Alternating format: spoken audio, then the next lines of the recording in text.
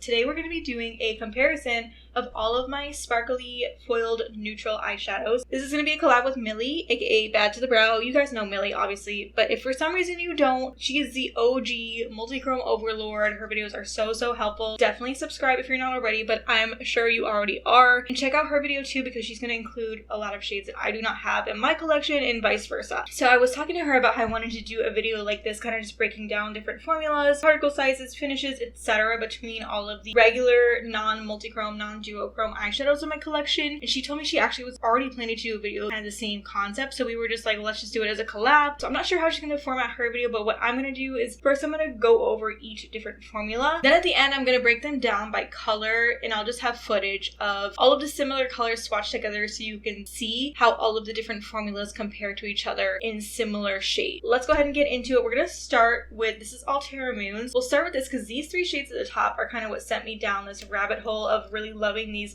sparkly foiled neutral eyeshadows. So this trifecta right here, Caesium, Rubidium, and Palladium, these are some of their like regular shimmers. So let's go ahead and swatch these. So here they are on my fingers. When I bought these were like $6 or $7. I think they've raised their prices substantially since then, so I'm not sure what they cost now, but I remember being shocked at how high impact and just stunning these are at such a low price point. And the way I'll describe this formula, it's opaque and it has like a base pigment to it, and then each of these has just suspended colorless sparkles that are a larger particle size than that base layer. So you can kind of see here, they all are kind of the same particle size and they just catch the light in a million ways. And as you can see, they are very opaque on finger application, but you can shear them out to more of a wash of sparkles, especially if you apply them with a less dense brush, but also be aware that will most likely cause some fallout. So these are some more recent shades they've added in a similar formula. So this is Telesto. I'll have these up at the end labeled, so you don't need to follow everything I'm saying right now. This is Telesto, Deimos, Metallurgy, and then I'll do Mocha Twilight afterwards. So I think Telesto does have a slight shift to it, but honestly you can't really see it, so I'm just including it with these like regular shimmers. And then Deimos. Another thing about this formula, Metallurgy, it feels creamy to the touch, and it does have some texture to it, but it's one of the more creamy formulas that I'm going to show you today. And the last one I have here is Mocha Twilight. This one's a little bit less sparkly. I don't know if that has to do with the pigment used or what, but I still think it's in the same category. It's just not as twinkly or sparkly as the other ones here. So here are all the Terra Moons first shades I'm going to show you.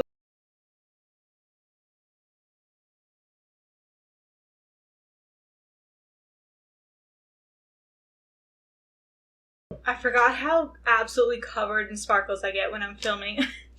Okay, so next we have, these are also from Terra Moons. Okay, so I bought these top three, and I'm pretty sure, yeah, all the rest of these I did receive in PR. So these are all highlighters. They came in like, I think 36 or larger size pans, and I'm gonna be honest with you, there's no freaking way I would use any of these as a highlighter on my face. So I did repan them into 26mm pans to put with my eyeshadows. Okay, so there's a couple different formulas going on here. So these top three are very high impact, sparkly, almost chunky. They do resemble these top 7 shades, but I think they are a little bit more dimensional. So let me go ahead and swatch them. So this is Haze of the Moon.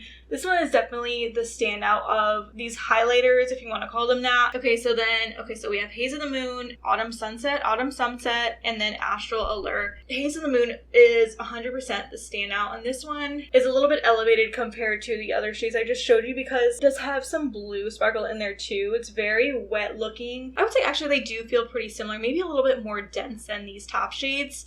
This is Autumn Sunset. Yeah, more metallic too, I feel like, right? I think it's more of a foiled rather than sparkly dimensional finish. And then this is Astral Allure. I think this is a duochrome, but we're just including it here.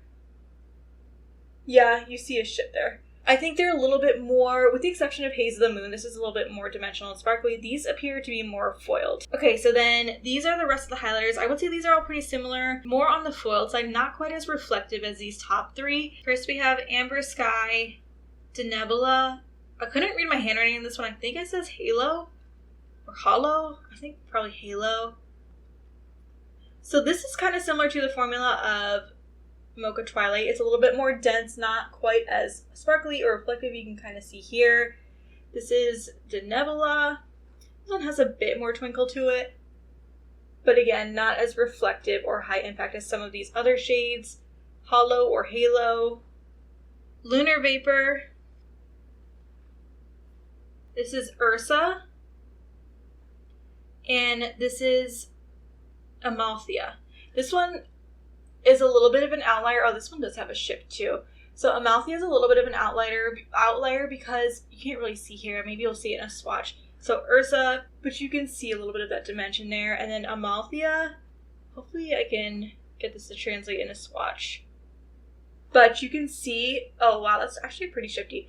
But it has a bunch of pinprick sparkles. I don't know if you're going to be able to see it. I might need to get this out of focus for you to see it. You can kind of see... I probably shouldn't have included this, but I already swatched it, so we're just going to go with it. Just to recap, these top three are pretty thick, opaque, and foiled, but they do have dimension to it, highly reflective, and also sparkly. And then these bottom ones are still foiled and opaque, but not as dimensional and a little bit more thin. Now, something to keep in mind is these are formulated as highlighters, so I've used some of these on my eyes. I tend to never have problems with creasing, so I always say don't listen to me when it comes to wear time because my eyes are just weirdly resistant to creasing or disintegrating of eyeshadow. I don't know how the formulation of these will last on your eyes if you are prone to creasing or eyeshadows disintegrating because, like I said, they are formulated to be highlighters. So I have two formulas from Glaminatrix that I want to talk about in the video. The first is their Glimmering Creatures Single Shadows, and the other one is the Fairy Lights palette. This may or may not be discontinued, which I wish I knew when I bought this for review. I'm sure they said it somewhere and I missed it, but hopefully they'll come out with more shades in this formula. So first, let's talk about the Glimmering Creatures Single Shadows. This is a beautiful formula, absolutely beautiful. So I have Fox and Bear.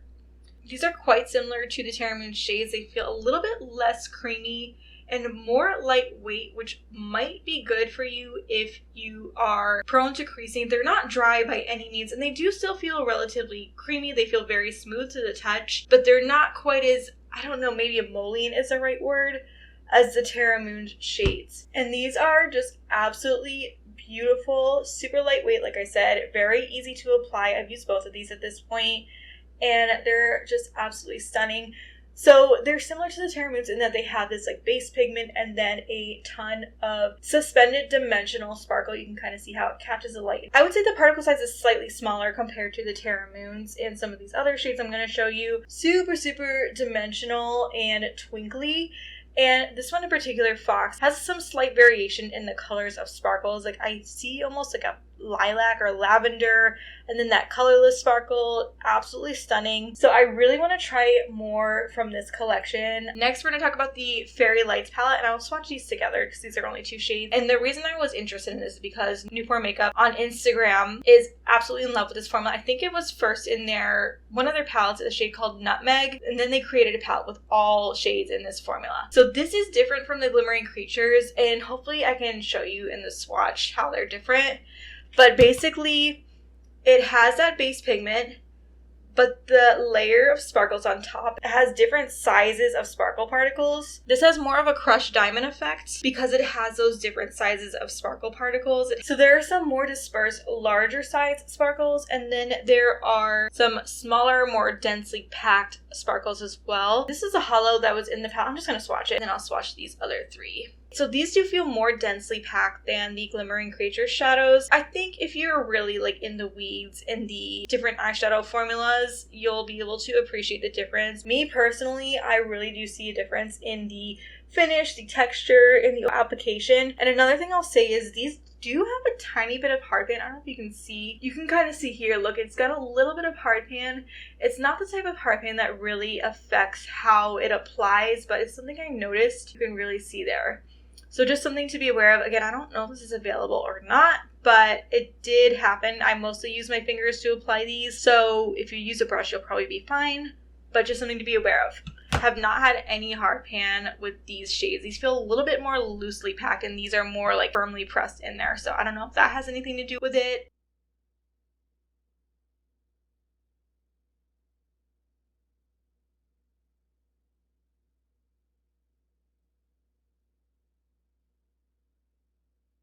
So this is Fire Hunt from the Moonscapes collection from Devinah Cosmetics. This is an interesting formula.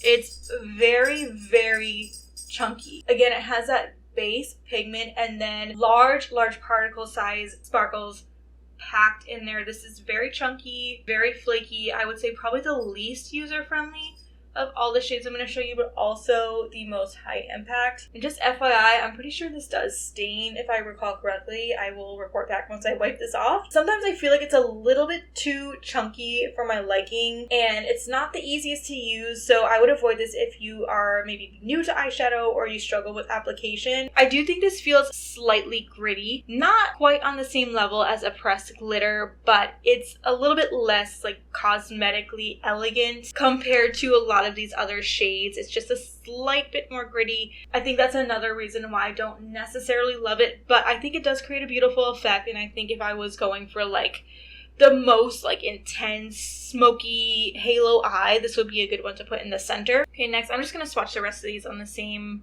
arm so I don't have to wipe it off every time. This is one of Clionadh's circle shadows. I think they're going to be expanding and adding to their circle shadows this year, which I really hope they do because they're at a great price point and I think they do have some interesting formulas. So this is called Sunlit Meadows. I bought this with my own money, but I am an affiliate with Clionadh. All my codes, affiliate or non-affiliate, will be listed in the description, and if I earn any commission from the code, I'll have an asterisk next to it. This is Sunlit Meadows, and this is one of their foiled metallic circle shadows. I believe on their website they do specify if it's more of like a smooth satin or a sparkly metallic shade. This one has the smallest particle size out of all of the shades. I'm pretty sure every shade I'm going to show you today. And it's more refined. It's still very sparkly, but you can kind of see, like, look at the comparison between the Devinah shade and the Clionadh shade. You can just see how much more refined the Clionadh shade is.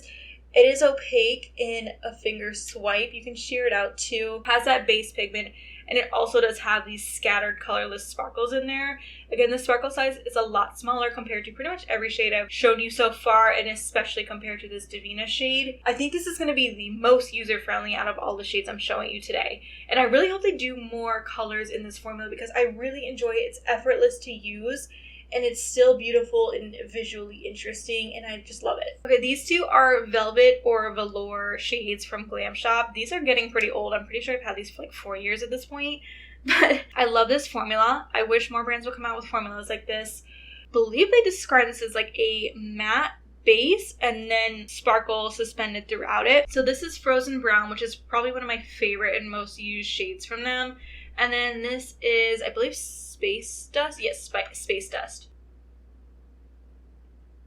And this is a very similar concept to a lot of the shades I've shown you so far. It's got that base pigment and then the suspended sparkle. In terms of the sparkle, these are a bit more refined, but they feel a lot more loose in the pan compared to the Clionadh shade. Like there's more of a separation between that base pigment and that sparkle on top. Like it really does almost feel like an actual satin shadow with sparkle on top of it, almost like you apply two shadows. But I think that's what I love about these. I usually use these most in place of a matte, and then I'll put a more sparkly shade on top. And these are not all created equal. Some of them are a lot more densely packed, but these two in particular I think are my favorite from the Velvet Velour shades.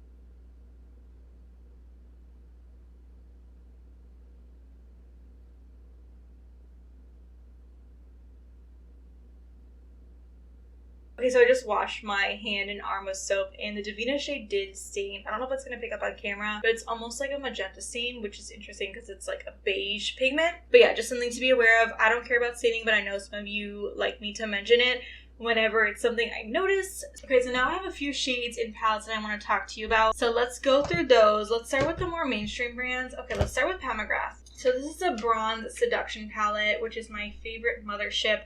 And there are two formulas I wanted to talk about in here. I don't know the shade names. They don't have the names anywhere, so I don't know. This is the like regular shimmer, and I really enjoy this one. I think people have said they've had issues with this hard panning. Mine does kind of have a hard pan, but it picks up fine with a finger or brush, so it doesn't bother me. But just, I don't know if anyone's like out here looking to buy this like 10 years after release, but just something to be aware of. But this one I enjoy. This kind of reminds me of the Glamshop formula where it has the almost like a matte or satin and then the suspended sparkle over it that's more scattered. I really, really like this for layering and just like a really simple almost using it in place of a matte. So as you can see, the sparkle's a bit more scattered, and something about this formula is it's a little bit on the thicker side and it's pretty densely packed. Just be aware, people have had issues with hard panning, including me, but for me, I don't really care because I can still use it just fine. And then this one, I love this one so much. This is a baked shade. It is just, oh, the twinkle. I need someone to come out with baked shades like this as singles. Please, please, I'm begging you. So anyway, this is absolutely stunning. And the baked shades are very dry and flaky, but the twinkle is unmatched. It feels very refined, even though it is very like sparkly and twinkly. It just feels elegant to me. It is absolutely stunning. I know people always say like, oh, like indie is so much better than Pat McGrath, blah, blah, blah, which I agree a lot of indie formulas are superior, but there's just something about this baked formula that is just absolutely incredible. So this one, again, it's more dry, it feels flaky, and it has a medium particle size. I do think she recommends to use this with like a mixing medium or a wet brush, which I don't do. I prefer the more scattered effect that it creates, but I think if you're like trying to go by like actual makeup artist recommendations, she does recommend to use a mixing medium with the baked shades. Okay, the next like mainstream palette is the Natasha Denona I Need a Nude. I think this has like pretty much all of the metallic formulas in here. So there's the sparkling foiled formula, which I'm pretty sure is all three of these. And this formula is pretty much exactly how it's described. It's sparkling and foiled, and there is some variation in terms of like how foiled or metallic these are. These feel very creamy to the touch, and they're definitely not as dimensional or sparkly as some of the indie shadows I showed you or the Pat McGrath, but I would consider them to be in the same category. So again, they have that base pigment and the scattered sparkle. This one, Muse, is definitely the most interesting, and I don't know if it's going to pick up on camera, maybe not, but it's very reflective, yet twinkly and sparkly. These are thicker and more emollient. They're on the creamy side, but there's that like viral video where she's like swiping them down her arm. I don't find them to be that type of formula. This is a sparkling wet effect. I'll just include this too. I'm not going to do these other ones. I have a dedicated video on this palette if you'd like to see more in-depth swatches and comparisons. This is thinner. You gotta kind of go in a few times to really build it up. A swatch.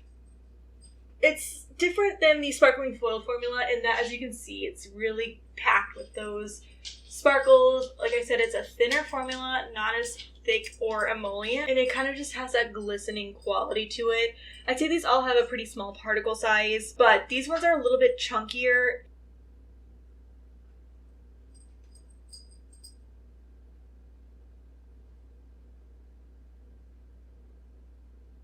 Okay, by the way, nail check. Do you like my nails? This is a yellow polish with Clionadh's Light Fast polish on top. I love it. It's giving me all the spring vibes. And Light Fast, they did send that to me in PR. Okay, so here are two indie palettes. This is the Sigma Core de Rosa palette. And honestly, I haven't used this yet. But this shade, I was like, I gotta include this. The shade caught me off guard. I don't know what I was expecting, but this is so beautiful. I had to swatch it right away. Okay, so this is Belle of the Ball, and I forgot if I already said this, but they sent this to me in PR along with quite a few other things. I have not used this on my eyes yet, so I'm just swatching it for you. I can't really talk about how it wears or how it applies on the eyes, but I just wanted to include it in this video because I feel like it's very much in this category of foiled, sparkly neutrals, and I was like kind of caught off guard by how pretty it is. So this is definitely on the drier side. I think it'll probably apply best over a tacky base if you want this like opaque application, but that is so pretty. I would say like a medium small particle size. It feels very lightweight. It's on the drier side and has that beautiful twinkle to it. This feels very high end. It reminds me of like more formulas I see in almost luxury palettes. Haven't touched any of these other shades, so this is not like a review of this palette or anything. I do plan on using it, so I'll report back once I have a chance to use this more. But the last palette, if you've been on my channel, you've heard me talk about this 8,000 times. This is the Sorcerous Smoke palette from Unearthly Cosmetics. This was sent to me in PR. And the shade I want to talk about in this palette is the shade Potent. I comment to this palette, like in my day-to-day life, I comment to this palette all the time, specifically for this shade, like if I'm going out in the evening or if I just want to look cute. Like, it's kind of similar to the Fairy Lights shades from Glaminatrix, in that it has like multiple sizes of sparkle particles. So it has that base pigment, it has smaller particle sparkles, and then the larger particle sparkles too, which just all together, they just create some insane dimension. I think you'll see it more when I compare it to similar shades in the same color family, but there's just something extra to this that really makes it remarkable and just one of my favorite ever. It has some texture to it. I wouldn't say it's necessarily like buttery smooth. I wouldn't consider it to be gritty. I think it's still relatively easy to work with, but the effect it creates is just freaking stunning. Oh my gosh, I love it so much.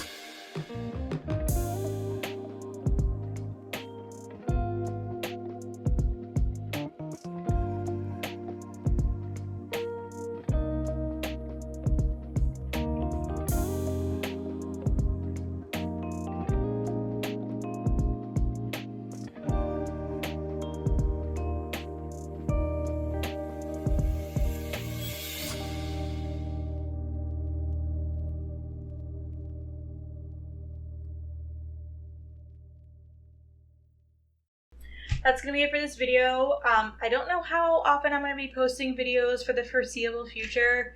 I don't want to post videos just to post them. I want to make sure I take the time to be thorough and comprehensive and include all the important details. And right now I just don't have that time at my expense. But hopefully I'll be able to get back to it soon. But yeah, I've been most active on Instagram. So if you don't follow me on there, that's where I've been posting the most frequently lately. Thank you for watching. Make sure to check out Millie's video, and I'll see you in the next one, whenever that is. Bye!